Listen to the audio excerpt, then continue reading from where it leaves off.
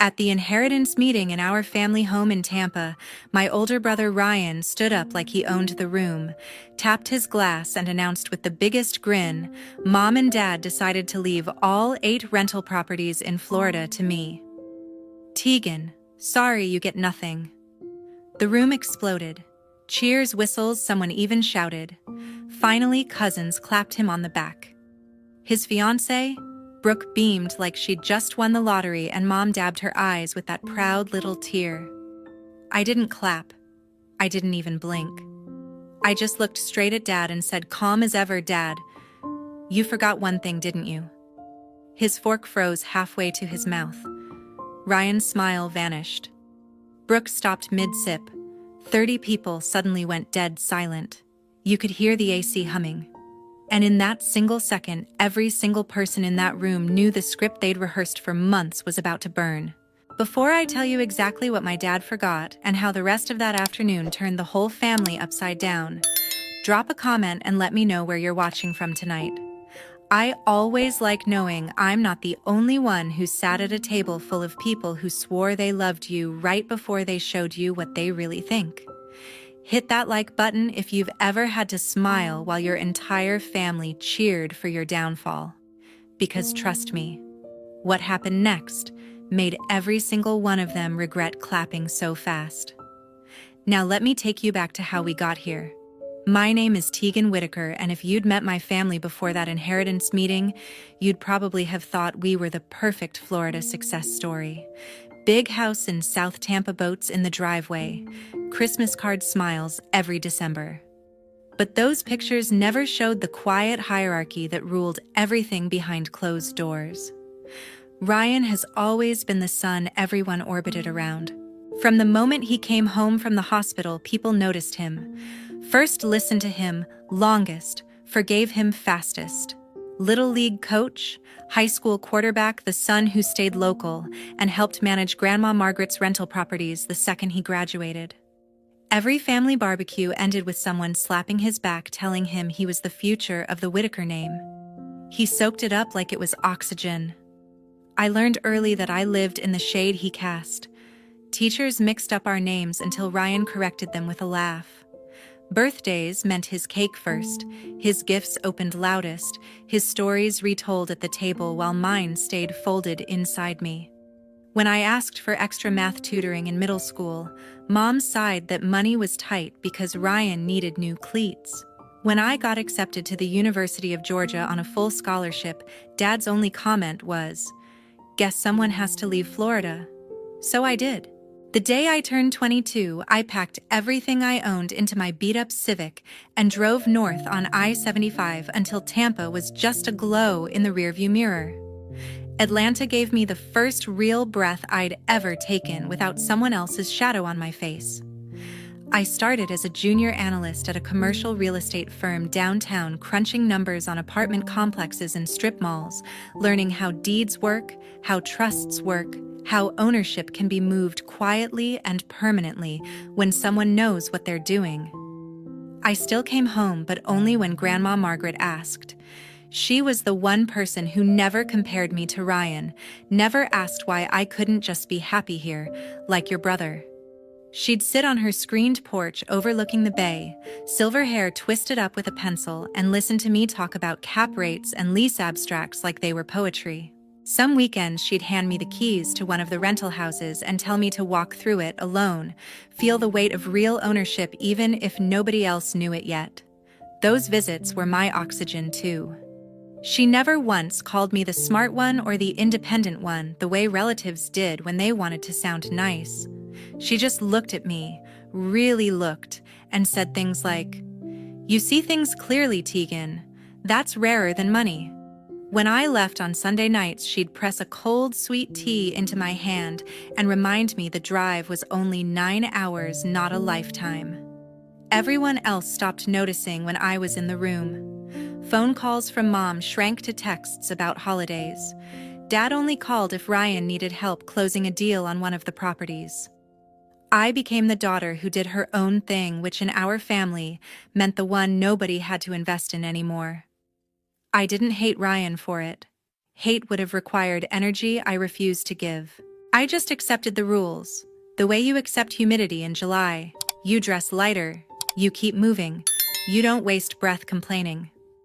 Atlanta promoted me to senior property analyst 2 years ago. I bought a small condo in Midtown, filled it with plants that actually lived because nobody else was there to forget watering them, and built a life where my value wasn't measured against someone else's spotlight. The only tether left was Grandma Margaret. Every visit she grew a little thinner, a little quieter, but her eyes stayed sharp. She started asking more questions about trusts, about how assets could be protected from people who love too loudly and manage too loosely. I answered honestly because she was the one person who never used my knowledge to prop someone else up. She passed quietly 13 months ago. I drove home for the funeral, stood in the back of the church while Ryan delivered the eulogy everyone cried over, and felt her absence settle into my bones like a promise I didn't fully understand yet. That's who I was the day I walked back into the house in Tampa for the inheritance meeting, 31 calm, carrying 9 years of distance and one very old woman's unshakable faith in me.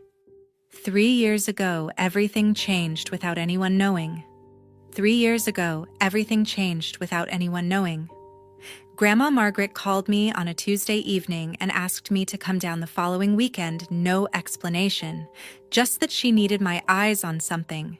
When I pulled into her driveway in Old Northeast St. Pete, she was already waiting on the porch with 2 folders and a pot of coffee, strong enough to strip paint. She didn't waste time on small talk. She slid the first folder across the table and told me to read. Bank statements, rental income logs, expense reports for the 8 properties. The numbers didn't lie. Over the previous 18 months, more than $400,000 in rent money had vanished into categories labeled maintenance, emergency repairs, and management fees. Receipts were missing or photocopied so many times they were illegible. The handwriting on the few that existed matched Ryan's. She watched me flip pages, her mouth a thin line. I gave him access because he swore he wanted to learn the business, she said. Turns out he learned how to bleed it instead. I asked the obvious question, why not confront him? She shook her head. Because your parents would defend him. Say boys will be boys. Promise he'll pay it back someday. By the time someday comes, there'll be nothing left to pay back. That was the moment she opened the second folder. Inside were draft documents, a revocable living trust, naming her as trustee for life, and upon her passing, me as sole successor trustee and beneficiary of every single rental property, plus 8 quitclaim deeds ready to transfer title immediately. All she needed was my signature and 2 witnesses. She explained it like she was reading the weather. A living trust avoids probate, keeps everything private, no public filings until she's gone. Quitclaim deeds move ownership instantly and quietly. Once recorded, they're ironclad. The notary she trusted was coming Monday morning. No lawyers in the family would ever see the paperwork unless she wanted them to. I asked why me.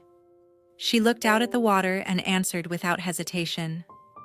Because you understand what these houses actually are, 32 families who pay rent on time so their kids can stay in the same school. You won't gamble that away on boats or parties or whatever new toy catches his eye this month. I tried to argue that Ryan would lose his mind when he found out. She cut me off. He doesn't get to find out until it's too late to undo. That's the whole point. We spent the rest of the weekend going over every detail. She walked me through the trust language, showed me where to sign, made sure I understood that once the deeds were recorded at the county, the houses were legally mine, whether anyone liked it or not. She even had me initial every page, so there could never be a claim I didn't know what I was agreeing to. Monday morning, the notary arrived at 9 sharp. We signed in the dining room while the ceiling fan clicked overhead. Grandma Margaret's hand didn't shake once. When the notary left, she poured us both a finger of bourbon, even though it wasn't noon yet, clinked her glass against mine, and said, "Now it's done." And now we shut up about it. She made me swear on her parents' graves that I would never breathe a word until the day came when someone tried to take what was no longer theirs to give. I gave her my word. We burned the extra copies in the outdoor fireplace that night and watched the smoke curl up into the palms. For the next 2.5 years, nothing looked different on the surface. Ryan kept collecting rent checks and bragging about his portfolio. Mom and Dad kept praising how responsible he'd become. I kept driving down from Atlanta every couple of months, checking on tenants when Grandma asked fixing what actually needed fixing instead of inventing reasons to spend. Nobody noticed the county records now listed the owner of record as Tegan Whitaker because nobody ever bothered to look. Grandma's health started slipping faster after that. She spent more days in bed, less on the porch, but every time I visited, she asked the same question. Still our secret, I always answered yes. It became our ritual, 2 words that meant everything. The last time I saw her alive, she gripped my hand so hard her ring cut into my skin. Remember, she whispered paper beats promises every single time. Then she smiled like someone who just won a bet nobody else knew was on the table. 7 months ago, right after Grandma's funeral, Mom called and asked me to stay an extra day. "We need to talk about the properties," she said, voice soft, like she was breaking bad news. "Everyone's coming to the house tomorrow." I knew what that meant. The whole family circling the estate before the will was even read. I almost said no, but something in her tone sounded final, so I agreed. The next afternoon, the dining room looked like a board meeting. Dad sat at the head, sleeves rolled up, legal pad in front of him. Ryan lounged to his right, legs stretched out, already acting like the new landlord. Mom kept refilling coffee, nobody drank. A stack of documents waited in the center, crisp and official. Dad pushed the top page toward me. "It's just a simple waiver," he started. "We're keeping everything in the family, but to avoid any confusion down the road, we need you to sign that you're not expecting a share of the rentals." I glanced at the title, Waiver of Inheritance Interest, Real Property. 8 addresses listed neatly below. My pulse stayed steady. I'd seen worse surprises. Mom jumped in before I could speak. "Sweetheart, it's only paperwork. Ryan's staying here handling everything day to day. It makes sense for him to have full control. This just keeps things peaceful." Ryan smirked, spinning a pen between his fingers. "Yeah, Tegan. Nobody wants lawyers involved. Sign it and we're good." I slid the paper back an inch. "I'm not signing anything." The room temperature dropped. Dad's eyebrows shot up. Mom's hand froze on the coffee pot. Dad recovered first. "Come on, don't be difficult. This isn't about taking anything away from you. It's about clarity." I looked him straight in the eye. "I won't sign away what Grandma intended for me." Silence. Ryan stopped spinning the pen. Mom tried the emotional route. "Your grandmother wanted the family taken care of. She'd hate to see us fighting." I didn't blink. "She's not here to see anything, is she? And I'm not fighting. I'm just not giving up my rights." Dad leaned forward, voice lowering the way it used to when I was 10 and late for curfew. "Tegan, we're trying to do this the easy way. Ryan's put years into those houses." I almost laughed. Years of putting money into his own pocket, maybe. Ryan finally spoke, irritation cracking through the casual act. "You live in Atlanta. You don't even want them. Why make this hard because they're not yours to give?" I said. Mom's eyes welled up on cue. "We just want everyone happy. After everything we've been through, losing Mom?" Classic move. Bring up the recent death, make refusal feel cruel. I stood up. "I'm sorry you're upset. But I'm not waiving anything." Dad slapped the table hard enough to rattle the cups. "This is ridiculous. You're acting like we're stealing from you." I picked up my keys. "No. I'm acting like someone who knows exactly what's hers." Ryan stood too, face red. "You're being selfish." Typical. I walked to the door and paused just long enough to deliver one line. "Selfish is thinking you can erase someone's wishes with a signature because it's convenient." Mom called after me, voice cracking. Tegan, please don't leave like this. I didn't turn around. I'll see you when you're ready to respect what Grandma actually wanted. The screen door slammed behind me. I heard Ryan mutter something about me always playing the victim, Dad telling him to calm down, Mom starting to cry for real this time. I got in my car, rolled the windows down, and let the hot Florida air hit my face the entire 9-hour drive back to Atlanta. They spent the next weeks convinced I was throwing a tantrum. Group texts about healing and moving forward as a family. Dad left 2 voicemails that got progressively angrier. Ryan sent a single message, "Grow up." I didn't reply to any of it. Instead, I printed fresh copies of the recorded deeds, filed them in a fireproof folder, and waited. I knew they were busy drafting whatever story made them the heroes and me, the problem child who couldn't let go of a grudge. They had no idea the grudge wasn't mine to let go of. 2 weeks ago, the invitation arrived in my mailbox in Atlanta. Thick cream cardstock gold border, formal celebration of Margaret Whittaker's legacy, printed in raised lettering. Inside was a note in Mom's perfect cursive, "Please join us to honor Grandma's wishes and celebrate the future of the family properties. Saturday at 3. We've missed you." I knew exactly what it was, the victory lap they thought they'd earned. The group chat exploded the same day. Ryan posted a selfie in front of one of the rental houses with the caption, "Big things coming for the Whittaker portfolio." Brooke commented heart emojis and, "So proud of my future husband." Aunts and cousins liked every word. Someone even joked Tegan better show up this time. I didn't reply, but I cleared my weekend and packed the rolling suitcase I usually take on business trips. Inside went 3 labeled folders, color-coded tabs, and a flash drive with every recorded document scanned in high resolution. I zipped it shut, loaded the car before dawn on Friday, and pointed south on I-75 for the 9-hour drive I could now do with my eyes closed. The closer I got to Tampa, the thicker the tension felt even through the windshield. Billboards gave way to palm trees, then to the familiar exit signs. Every mile marker reminded me why I'd left and why I was coming back now. I stopped once for gas outside Ocala and checked my phone. 23 new messages in the family thread, all variations of excitement about Ryan stepping up. Dad sent a private text, looking forward to putting everything behind us. I left it on read. By the time I crossed the Howard Franklin Bridge, the bay sparkling under afternoon sun, my stomach had settled into the cold calm I get before closing a multi-million-dollar deal. I wasn't nervous anymore. I was ready. I pulled into the old neighborhood just after noon on Saturday. Cars already lined the street. Cousins from Orlando, Uncle Ray from Naples, the property manager who'd been sending rent checks to the wrong person for years.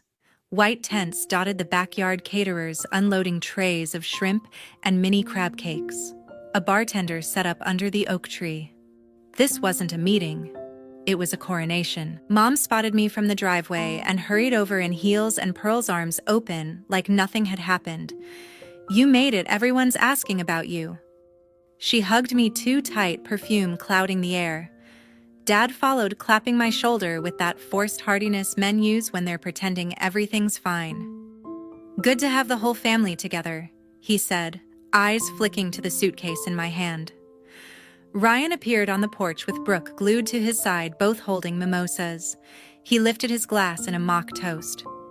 "Look who decided to grace us with her presence." Brooke giggled and whispered something that made him laugh louder. A few cousins waved awkwardly. Most pretended not to notice the chill between us. Inside, the house smelled like lemon polish and ambition.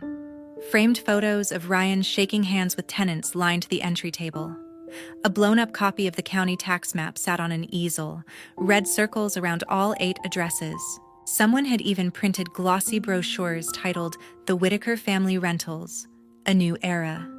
I wheeled my suitcase straight through the living room and parked it beside the couch, right in everyone's line of sight. Mom's smile faltered for half a second. Dad cleared his throat. Ryan raised an eyebrow but said nothing. People kept arriving. The family attorney, Mr. Hargrove, shook hands and accepted congratulations like he'd already filed the paperwork. Tenants who'd been invited as a courtesy milled around looking confused, but happy for free food. Childhood friends of Ryan slapped his back and asked when the closing date was. I made small talk when cornered, accepted a bottle of water, and watched the room fill with certainty that the story had already been written. Every congratulation aimed at my brother landed like another brick in the wall they thought would keep me out. Brooke floated past in a sundress diamond on her left hand, catching every light. "This is going to be our future," she told a cluster of ants, gesturing at the brochures. 8 steady income streams before we even say I do. Ryan beamed, arm around her waist, accepting praise like it was his birthright. I stood by the window, suitcase handle still in my grip, counting faces. 32 people, give or take. Enough witnesses that no one could claim later they didn't see what was coming. The living room was packed when Ryan finally stood up. Champagne flute raised, high voice, carrying over every conversation like he'd rehearsed it for weeks. "I just want to thank Mom and Dad for trusting me with Grandma Margaret's legacy," he began, flashing that practiced grin.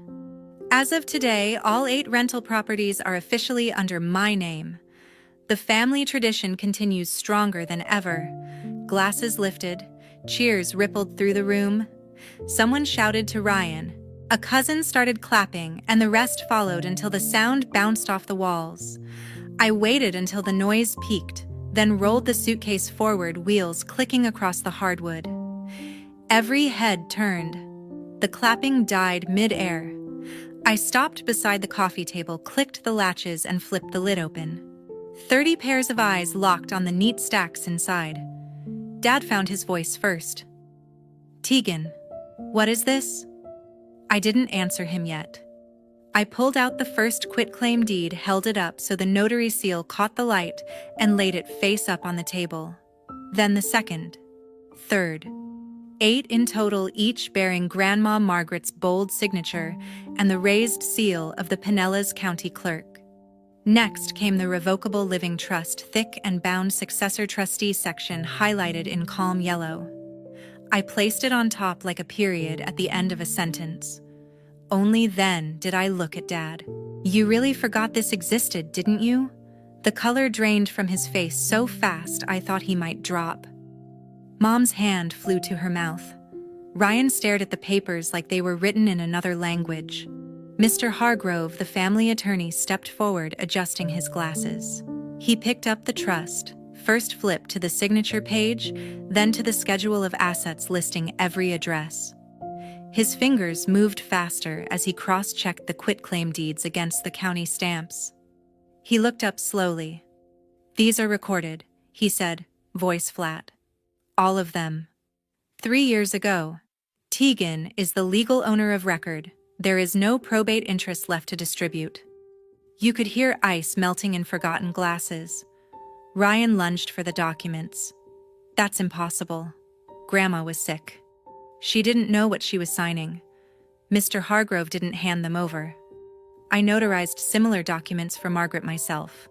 The handwriting matches. The notary is licensed and present in the county records. These are binding." I finally spoke again, calm and clear. Grandma knew exactly what she was doing. She made sure the houses went to someone who would protect the tenants, not bleed them. Dad tried to stand, sat back down hard. "She never told us." "No," I said. "She didn't." Ryan's face twisted. "You hid this the whole time. You let us plan everything. I let you plan what you thought was yours." I cut in. "Grandma asked me to wait until someone tried to take what she'd already given away. Today seemed like the day." Mr. Hargrove closed the trust with a soft thud that sounded final. "Legally, the matter is settled. The properties belong to Tegan. End of discussion." Aunts shifted in their chairs. Cousins exchanged glances. The property manager, who'd been congratulating Ryan 5 minutes earlier, now looked like he wanted to disappear into the carpet. Mom found a whisper. "How could you do this to your own brother?" I met her eyes. "I didn't do anything.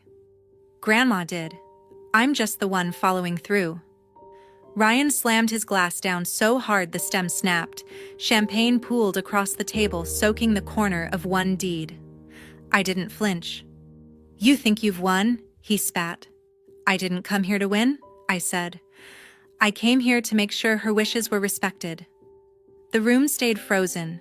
No one moved to clean the spill. No one moved at all. Brooke's glass slipped from her hand and shattered on the floor. Champagne spraying across the shoes and ankles. She didn't bend to pick up the pieces. She just stared at me, mouth open, then at Ryan, then back at the papers. Without a word, she grabbed her purse, pushed past two cousins, and walked straight out the front door. The screen slammed behind her. Nobody went after her. Ryan's face went from red to purple. He snatched the living trust from Mr. Hargrove's hands and started flipping pages wildly. "This is fake," he shouted. "She forged it. Grandma was on painkillers the last year. She didn't know what day it was." Mr. Hargrove took the document back, calm as ever. He turned to the signature page and began reading aloud, slow and deliberate. Article 4, Section 2. Upon the death of Margaret Whittaker, all real property listed in Schedule A shall pass immediately to successor trustee Tegan Whittaker, free of probate. He kept going, voice steady, every clause another nail. When he reached the notary acknowledgement and the recorded dates, Ryan's yelling faded into heavy breathing. From the corner by the hallway, Dylan stepped forward. My middle brother, the quiet one who'd spent years blending into walls, spoke for the first time all afternoon. "She's telling the truth," he said. Every head swiveled. "I was there the day Grandma signed.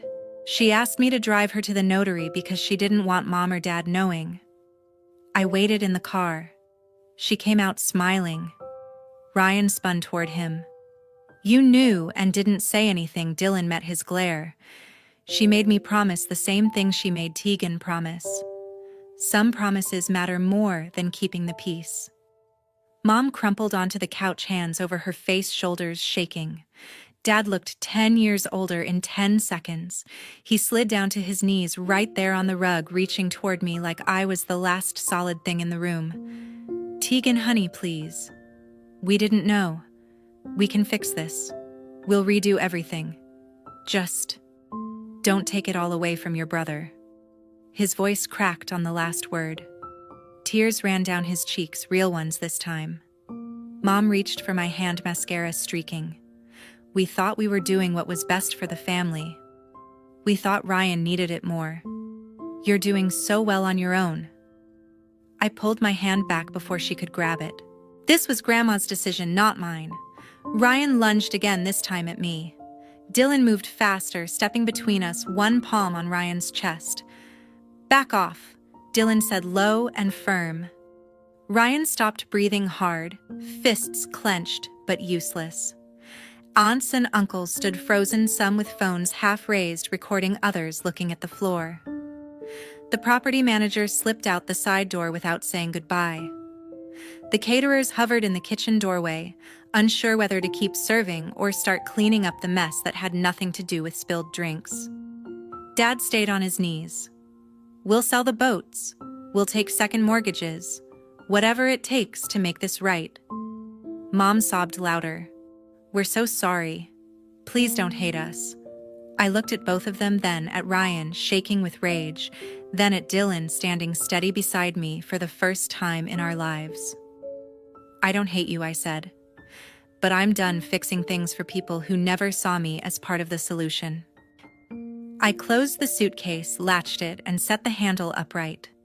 Mr. Hargrove cleared his throat. "I'll prepare the necessary notices to all tenants and financial institutions first thing Monday. Ownership transfer is already complete. This is purely administrative." Ryan made a sound like a wounded animal. Mom wailed into a throw pillow. Dad just stared at the floor. I picked up my keys. 3 months later, the dust had settled, but nothing was the same. 3 months later, the dust had settled, but nothing was the same. Ryan's name disappeared from every lease, every bank account, every vendor contract tied to the 8 properties. Tenants started receiving new payment instructions with my name at the top. Most of them never even noticed the change. Rent stayed the same, repairs got done faster, and nobody tried to charge them for fake roof work anymore. The IRS notice arrived the week after the meeting. Turns out years of writing off personal vacations as property inspections and new trucks as maintenance vehicles finally caught up. They froze what was left of Ryan's accounts and slapped a lien on anything still in his name. He lawyered up with money he didn't have and lost anyway. The final penalty came in at just over 6 figures. He's still paying it off on a payment plan that will follow him for years. Mom and Dad put the big house on the market 30 days later. The boats went first, then the jet skis, then Mom's jewelry collection. They moved into a 2-bedroom condo near Carrollwood, with a view of a parking lot instead of the bay. Dad took early retirement because the stress gave him heart palpitations. Mom started working part-time at a boutique to cover groceries. They stopped hosting holidays. Nobody felt like celebrating. Brooke sent back the ring by mail, no note. Ryan moved into a studio apartment downtown and took a job selling cars on Dale Mabry. He still drives past the rentals, sometimes slows downstairs, then speeds off when he sees my management sign in the yard. Dylan texts me every couple of weeks. Just short check-ins, nothing heavy. He's the only one I answer. He says the rest of the family talks about me in past tense like I died instead of Grandma Margaret. I tell him that works for me. I stayed in Atlanta. The rental income covers my mortgage and then some.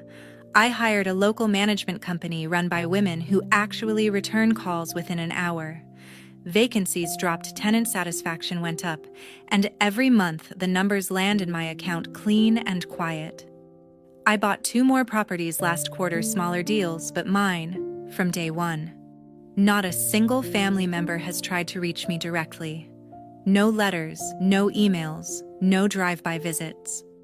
The last voicemail I got was from Mom 2 months ago, crying, asking if I'd come for Christmas. I didn't call back. I deleted it and blocked the number the same day. Some nights I sit on my balcony in Midtown city lights below and think about the little girl who used to beg for math tutoring while her brother got new cleats. That girl learned the world rewards the loudest voice in the room until someone finally decides to speak with proof instead. Blood doesn't guarantee loyalty. It never did. The only thing that ever protected me was an old woman who saw the future clearly enough to put it in writing, and a promise I kept when it mattered most. I still have the fireproof folder. Every deed, every trust page, every recorded stamp sits inside it on the top shelf of my closet. I don't look at it often. I don't need to.